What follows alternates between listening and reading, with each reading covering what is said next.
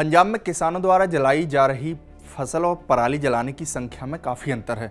इसी वजह से सवाल ये उठ रहा है कि क्या राज्य सरकार जो पराली जलाने के आंकड़े पेश कर रही है वो दुरुस्त हैं या नहीं। नमस्कार, मैं हूं देवेश यादव और आप देख रहे हैं TV9। सबसे पहले इस जल रहे खेत को देखिए, जहां पर पराली जलाने की वजह से लगातार सफ़ेद स्मोक वातावरण को दूषित कर रहा है। लेकिन सवाल यह है कि क्या इस तरह के मामले जो पंजाब में तकरीबन हर स्टेट और नेशनल हाईवे के आसपास खेतों में दिखाई दे रहे हैं, वो सही तरीके से रिपोर्ट भी हो रहे हैं या नहीं। पंजाब में पराली जलाने के आंकड़े जो भी हों, लेकिन हकीकत ये भी है कि कई ऐसे मामले हैं जो कि रिकॉर्ड ही नहीं हो पा रहे। मैं इस वक्त पंजाब के बनूड़ इलाके में हूँ और यहाँ पर आप देखिए पूरा खेत इस वक्त जो पराली का है वो आग के हवाले कर दिया गया है। सफ़ेद धुएं की यहाँ पर आपको परत दिखाई देगी जो कि इस पराली के जलने की वजह से निकल रही है। और इस तरह के कई ऐसे मामले हैं जो कि सरकारी आंकड़ों में रिकॉर्ड नहीं होते हैं। और इसी वजह से सवाल ये उठ रहा है कि जब पंजाब में इतनी बम्पर पैदावार धान की फसल की हो रही है, तो ऐसे में जो पराली है वो कहाँ जा रही है। उस पराली को इसी तरह से आग के हवाले किया जा रहा है। आप देखिए ये पूरा खेत इस वक्त आग की लपटों से घिरा हुआ है। पराली जलने से जो सफ़ेद धुआं है, जिसको स्मोक कहा जाता है, वो वातावरण में फैल रहा है। और यही स्मोक लगातार आसमान पर आप देखिए इस वक्त धूप भी दिखाई नहीं देगी और किस तरह से सफ़ेद धुएं की चादर फैली हुई है। तो ये अपने आप में तस्वीरें इस वक्त पंजाब में जो कई तरह के सवाल खड़े करती हैं। और हकीकत ये है कि कई ऐसे पराली जलाने के मामले हो रहे हैं जो कि सामने नहीं आ पा रहे। किसानों की संख्या बहुत है, लेकिन पराली जलाने के मामलों की संख्या आप देखेंगे तो वो बेहद ही कम है। ऐसे में सवाल उठ रहा है कि क्या सरकार जो आंकड़े पेश कर रही हैं वो पूरी तरह से सही है भी या नहीं। ये अपने आप में एक बड़ा सवाल है। पंजाब में 31.57 लाख हेक्टेयर में धान की खेती हुई है। इस बार 194.45 लाख टन पराली पैदा होने के आसार हैं।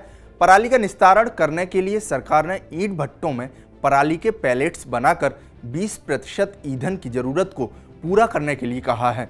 इसके अलावा पराली से कंप्रेस्ड बायोगैस CBC तैयार करना, इंडस्ट्री में ईंधन के रूप में उपयोग जैसे उपाय दिए गए हैं। लेकिन इन सभी उपायों से भी मात्र 77.79 लाख टन पराली का ही निस्तारण हो पाना संभव है। यानी पंजाब में पैदा हो रही करीब 60% पराली का निस्तारण नहीं हो पा रहा है। पंजाब में 7 नवंबर तक 20,978 पराली जलाने के मामले सामने आए हैं, जिनमें से पिछले 10 दिनों में करीब 16,500 से लेकर 17,000 तक पराली जलाने के मामले सामने आए हैं और ये लगातार बढ़ते ही जा रहे हैं। पंजाब के लुधियाना में 56,000 किसानों ने धान की फसल लगाई, लेकिन अब तक सिर्फ 993 ही पराली जलाने के मामले रिकॉर्ड हुए हैं। लुधियाना में सिर्फ 118 किसानों पर ही पराली जलाने को लेकर जुर्माना लगाया गया है। इसी तरह पंजाब के तरनतारन में 61,766 किसानों ने धान की फसल लगाई है, जबकि पराली जलाने के सिर्फ 1,847 मामले ही आधिकारिक तौर पर रिकॉर्ड किए गए हैं। इसी तरह अमृतसर में भी करीब 17,705 किसानों ने पराली लगाई है और 1,444 ही पराली जलाने के मामले अब तक सरकारी रिकॉर्ड में हैं। मुक्तसर में करीब 65,000 किसानों ने धान की फसल लगाई, लेकिन 481 ही पराली जलाने के मामले अब तक रिकॉर्ड हुए। ऐसे में सवाल यह है कि जब तकरीबन 60% पराली का निस्तारण ही नहीं हो पा रहा है, तो ये पराली आखिरकार कहाँ जा रही है। अगर इस पराली को किसान जला रहे हैं, तो आखिरकार सरकारी आंकड़ों में पराली जलाने के मामलों की संख्या कम क्यों है। पंजाब और हरियाणा दोनों ही राज्य पराली जलाने के मामलों के कंट्रोल में होने की बात कर रहे हैं और इस मुद्दे पर जमकर राजनीति भी हो रही है।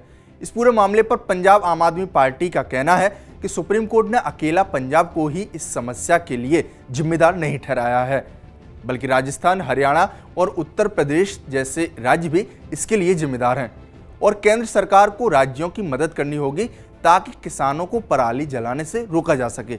आम आदमी पार्टी के पंजाब के chief spokes person Malvinder Kang ने कहा है, पंजाब सरकार अपनी ओर से पराली जलाने से रोकने को लेकर सख्त कार्रवाई कर रही है और किसानों को समझाया भी जा रहा है। सुप्रीम कोर्ट की सख्त टिप्पणी पंजाब के खिलाफ नहीं है। सुप्रीम कोर्ट की सख्त टिप्पणी पराली की समस्या से निजात दिलवाने के लिए है और उसमें पंजाब भी है, हरियाणा भी है, राजस्थान भी है, यूपी भी है। तो एक तो ये स्पष्ट हो गया कि पंजाब कोई अकेला जिम्मेवार नहीं है, ये एक किसानों की समस्या है, क्योंकि बीजेपी लगातार पंजाब के लोगों को गालियाँ देती रही। दूसरा, सुप्रीम कोर्ट ने ये भी कहा है कि मॉनेटरी हेल्प जो है केंद्र सरकार किसानों की करे और इसकी हम वकालत कर रहे हैं ऑलरेडी। और केंद्र सरकार बिल्कुल भी जो है किसानों की मदद करने की तैयार नहीं। इस पूरे मामले पर हरियाणा के मुख्यमंत्री मनोहर लाल ने कहा है कि हरियाणा ने काफी हद तक पराली जलाने के मामलों को कंट्रोल कर लिया है, लेकिन दूषित हवा की कोई सीमा नहीं होती और पंजाब में जो पराली जल रही है उसका असर सीधे तौर पर हरियाणा और दिल्ली एनसीआर पर दिखाई दे रहा है। और अरविंद केजरीवाल और भगवंत मान को इस मुद्दे को राजनीतिक तौर पर नहीं देखना चाहिए और सबको मिलकर इसका समाधान करना चाहिए। हरियाणा सरकार भी अपनी ओर से इस मुद्दे पर पूरी तरह से सहायता करने को तैयार है कि राजनीतिक विषय नहीं है, राजनीति होनी भी नहीं चाहिए। और दुर्भाग्यपूर्ण बात है कि कोई राजनीति करते हैं और राजनीति करने वालों को इसका लाभ नहीं हो रहा है, क्योंकि राजनीति तो उल्टी उनके सिर पड़ रही है। हरियाणा में जब आप कह रहे हैं कि हरियाणा हमने बहुत कुछ कंट्रोल कर लिया है, जो है वो भी हम ठीक करेंगे, लेकिन पंजाब में और ज्यादा हो रहा है उसका, वो नहीं होना चाहिए। लेकिन दूषित हवा की कुछ सीमाएं तो है नहीं।